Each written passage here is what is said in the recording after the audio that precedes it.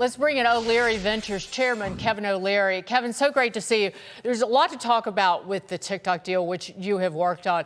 But what struck me watching the president in the Oval Office with the vice president and the Treasury Secretary there, it kind of laid out how strong the team is in terms of our economy and the future. So Vice President Vance worked on the investor part of the TikTok deal. Scott Bessent, the Treasury Secretary, working on the foreign piece, setting that up. And then President Trump talked about Xi Jinping talking to him on the phone and said, quote, he was great in terms of his approval of the deal.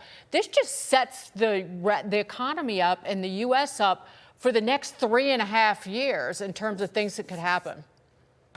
Yeah, it was amazing because actually the TikTok deal is one of the most complex tech deals in history because it's overseen by a law from Congress and upheld 9-0 by the Supreme Court. But we learned a lot today in terms of the price. That's a phenomenal price for TikTok. It really is. 14 million? 14 million is a phenomenal price for TikTok. It is a great deal. Every guy and his dog's going to want to get on that cap table. That's phenomenal.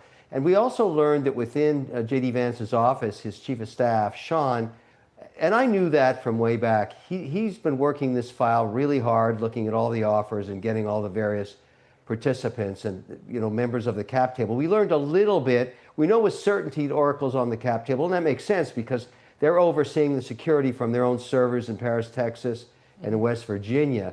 A hint of maybe Murdoch on the cap table, maybe Dell. We don't know really until we see it, and I think that's still, there's moving parts.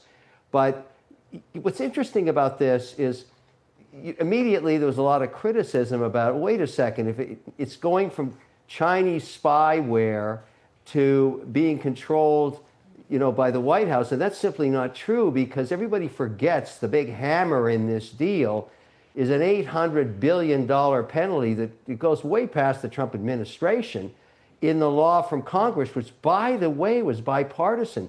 So what I find so interesting about this deal, and I'm just think it's an unknown right now, but think about this. Both of you said you're not on the TikTok because you don't like Chinese spyware. My phone that has it is a burner. I wouldn't put it on my real phone. And there's 172 million people that didn't care and they use TikTok now. Mm-hmm. How many more are going to come on when Oracle says, we got your back, we stripped out all of the spyware, it's now American software?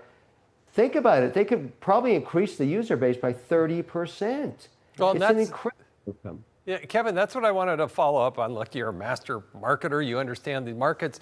What's this going to do to the Facebooks, Instagrams of the world, X and others? Because it is a dominant platform. The president used it masterfully during the campaign. But guys like me and Dagan, I got 1 million people on social media, but I don't dare use TikTok. But hey, if it's Oracle, I'm feeling pretty comfortable. Right. And so here's a couple of things I think in tweaking the deal, and we'll see what happens in the weeks ahead.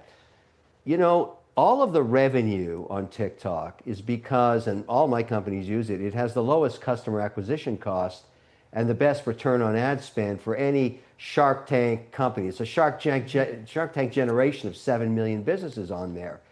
Now, what if you said to them, hey guys, we're taking this thing into the US, we're going to cut you in on the deal. We're going to let you buy a little piece of the platform that you have championed.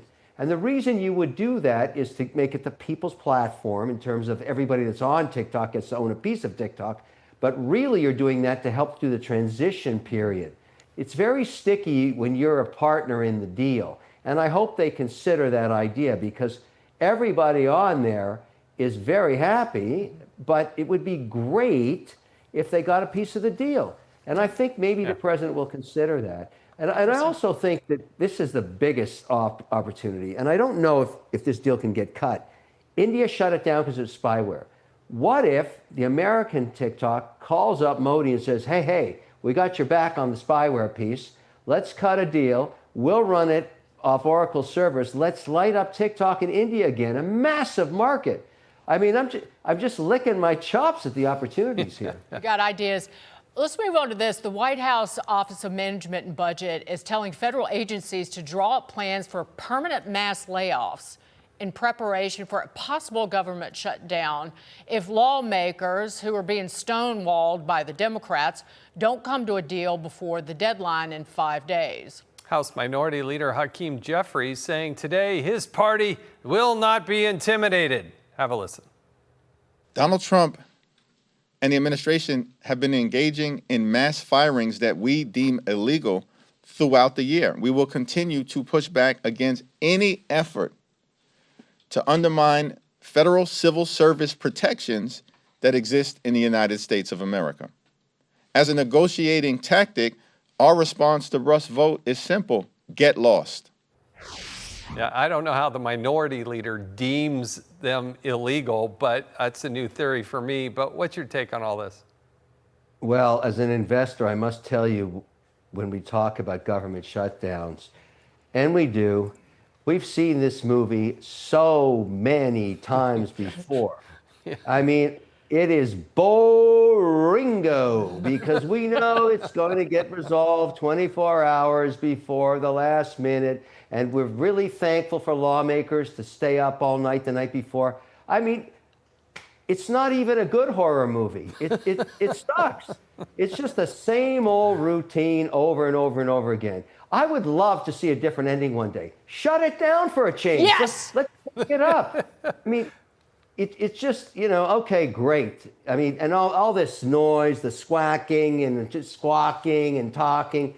What a waste of time. The American people deserve better than this. Hey, I had to sit in those rooms, Kevin, for late nights, and you knew the ending. It was just a matter of looking at your clock and that was going to end the deal and everything would be great. And all these people had a 2-week paid vacation because they're government employees, and they got all their back pay. No pain. But all the pain for the the American people. Now, they bitched and moaned about Doge. How about some permanent shutdown-related layoffs? Kevin O'Leary, you're fabulous. Thank you so much, sir. Great to see you, Mr. Take Wonderful. care. Thank you.